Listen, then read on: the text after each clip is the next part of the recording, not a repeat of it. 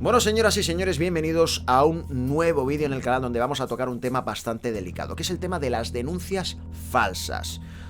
Algo que sufre mucha gente, que hay muchas víctimas por el camino, que terminan entrando en prisión de manera injusta sin haber hecho absolutamente nada, y que esto no solamente hace daño a las personas que entran en prisión de manera injusta, sino que también, por culpa de estas denuncias falsas, hay muchas mujeres que verdaderamente lo están pasando mal y que cuando cuentan una historia de agresión o de violación, luego no se las cree por culpa de esta gentuza, ¿vale? Que se dedica a inventar y a mentir, ¿no? Atención a la noticia que os traigo de lagaceta.es, que dice tal que así: el impacto devastador de las falsas denuncias.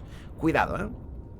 Dice el texto de la noticia: hace pocos días volvió a los primeros puestos de las noticias el nombre de Crystal Magnum, la stripper que denunció falsamente por violación a 3 jugadores de lacrosse de la Universidad de Duke.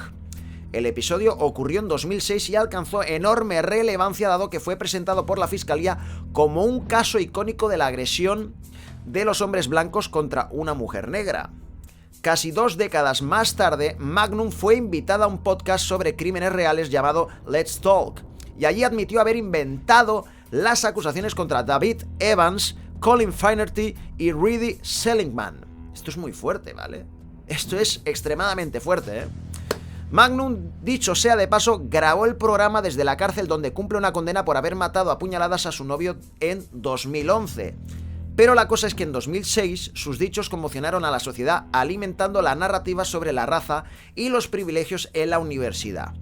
En abril de 2007, después de meses de atravesar el arresto y el costoso juicio, el fiscal general de Carolina del Norte, Roy Cooper, desestimó todos los cargos contra los 3 jugadores y los declaró inocentes, afirmando que no había evidencia creíble de que ocurriera un ataque.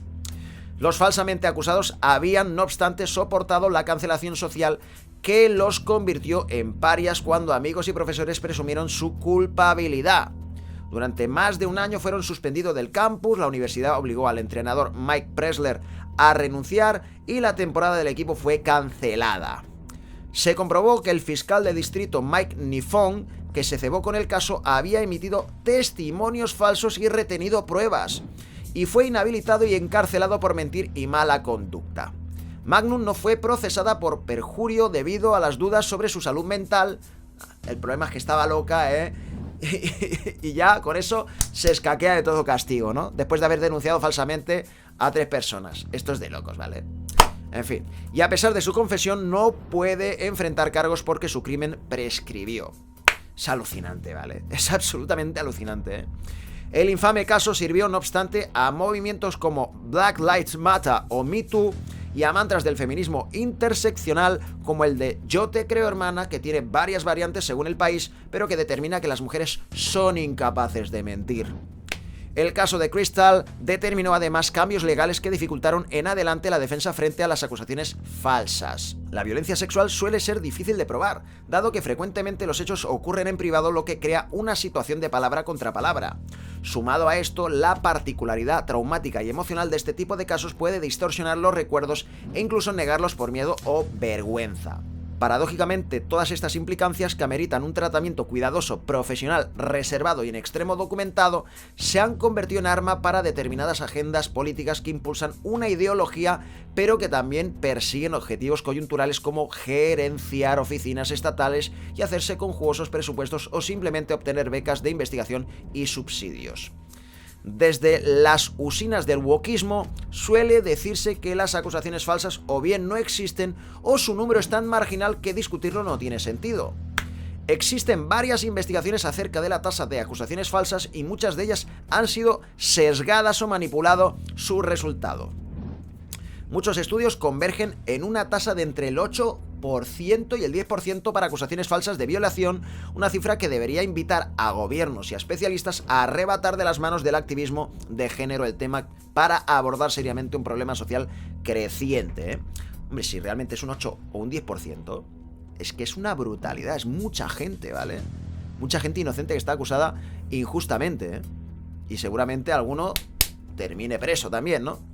En fin, el propio artículo nos cuenta varios casos de denuncias falsas, por ejemplo este que dice tal que así, dice el caso de la adolescente argentina que denunció a su padre por enfado. Dice, por ejemplo, se conoció hace pocas semanas el caso de Yasmín Carro, una adolescente argentina que denunció falsamente a su padre por abuso sexual. De esto ya os puse un vídeo en el canal, ¿vale? Provocando el encarcelamiento del hombre. Según contó Yasmín, y refrendaron su madre y abuela, luego de una discusión familiar cuando ella tenía 14 años, le dijo a su madre que su padre la había manoseado.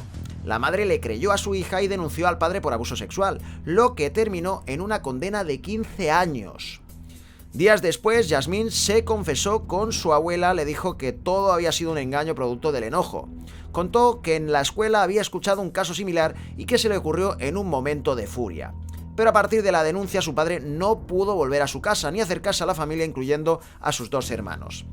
La adolescente comprendió la dimensión del problema y quiso decir la verdad a las autoridades, pero fue imposible. Los fiscales, en lugar de escucharla, la mandaron a terapia, en donde solo querían que yo dijera que era una víctima. Conviene, ¿no? Conviene vender esa película, ¿no? Aunque sea falsa, ¿eh? Años y años lleva de lucha Yasmín para poder retractarse y contar la verdad. El 20 de noviembre pasado, en el Congreso de la Nación de Argentina, con motivo de la presentación del proyecto de ley que pide agravar las penas de quienes radiquen acusaciones fraudulentas, la adolescente contó cómo funciona el sistema judicial frente a estos hechos. Yasmín aseguró que la Secretaría de Lucha contra la Violencia a la Mujer y Trata de Personas no encontró auténtica ayuda. Se tomaron el trabajo de poner que en esa revisión que yo dije que mi papá me obligaba a chuparle el pene. Cosa que no solo nunca pasó, sino que nunca dije. Y pasó de una acusación de abuso simple a un abuso con acceso carnal y todos los agravantes. Alucina, ¿eh? Crearon una historia de abusos repetidos en mi cabeza y me hicieron entender que yo sí había dicho lo del sexo oral. Pese a los testimonios en el Congreso, las solicitudes de la defensa del padre para que se escuche a Yasmín y las irregularidades denunciadas durante el proceso, el padre sigue preso. Telita marinera, ¿vale? Las acusaciones falsas han arruinado vidas inocentes en gran parte porque el sistema judicial está atravesando por la perspectiva de género. El dogma irracional que exige creer siempre a la mujer es parte de una doctrina que ha banalizado la agresión sexual, corrompiendo los principios sagrados de nuestro ordenamiento democrático y que indican que todos somos iguales ante la ley e inocentes hasta que se demuestra lo contrario. Eso ya se perdió, ¿vale? Se perdió completamente, ¿eh?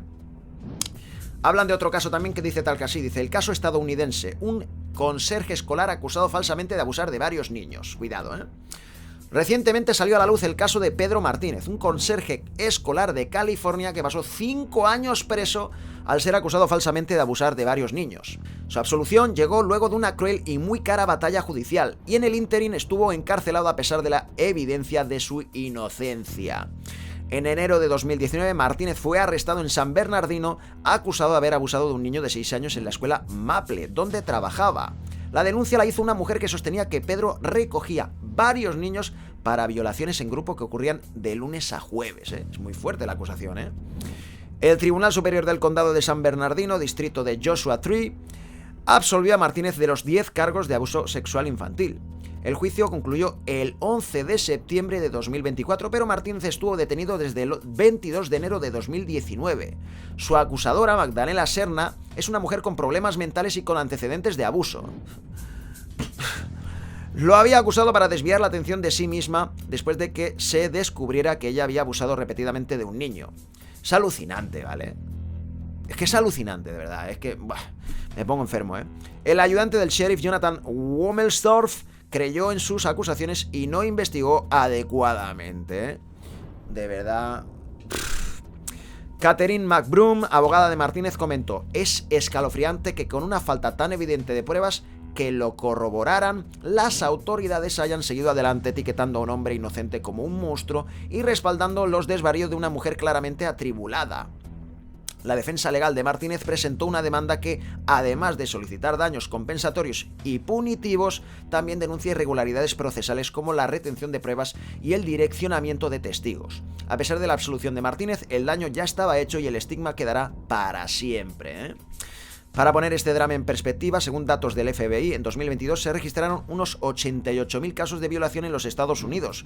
Podríamos estar entre nada menos que 8.000 acusaciones falsas. Que el índice de acusaciones falsas sea insignificante o del 10% reviste una enorme diferencia respecto de las leyes y de los protocolos de investigación, así como de la perspectiva de los legisladores, funcionarios y miembros de las fuerzas de seguridad que se relacionan con esta problemática. Nos cuentan otro caso que dice tal que así, dice, los 2 jugadores de rugby franceses arrestados pese a la inexistencia del delito. Ojo, Dice, en julio de 2024, Oscar Yegou y Hugo Auradou, 2 jugadores de la selección nacional de rugby de Francia, fueron arrestados por cargos de abuso sexual. El caso rápidamente saltó a las primeras planas, alimentando por un sinnúmero de prejuicios contra los acusados. La denunciante decía que la habían violado en el Hotel Diplomatic en Mendoza, Argentina, el 6 de julio, durante una fiesta que tuvo lugar en el hotel tras un partido contra los Pumas.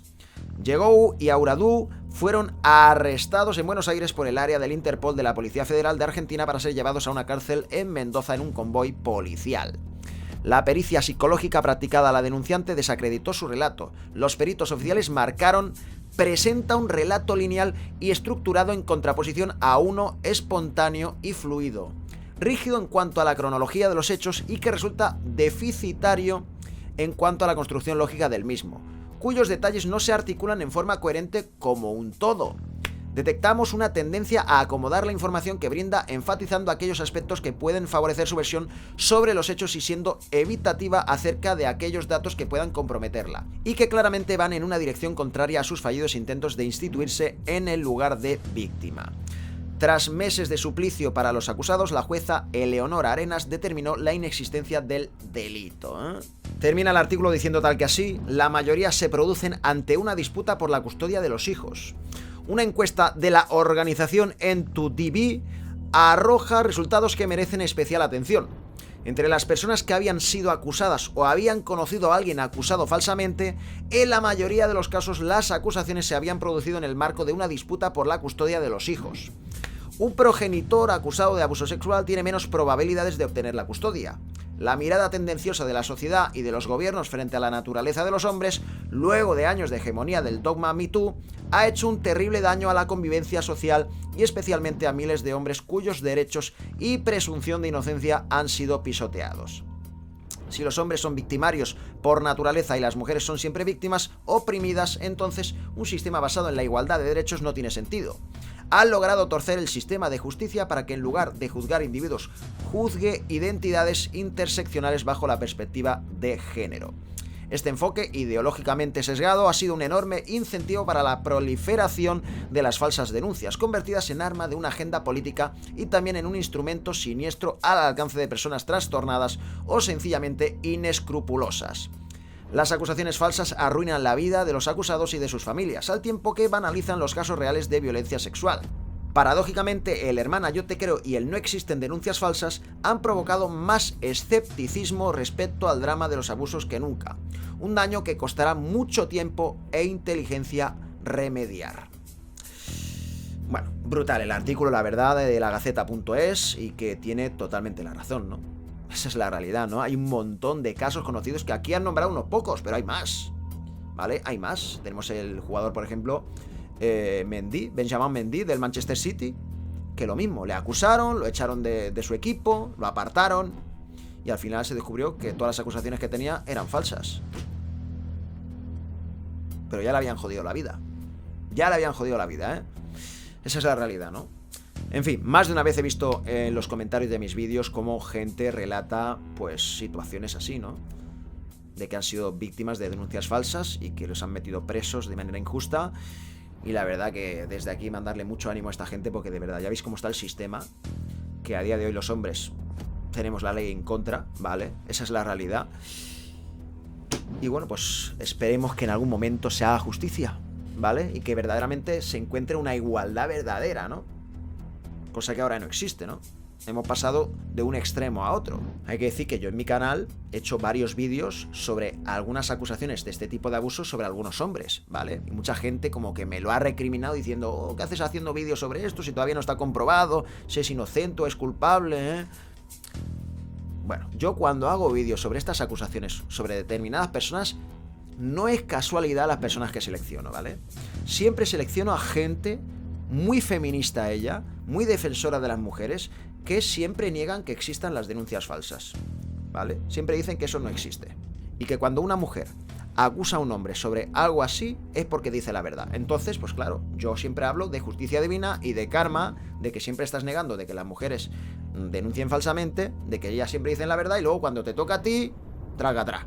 ¿eh?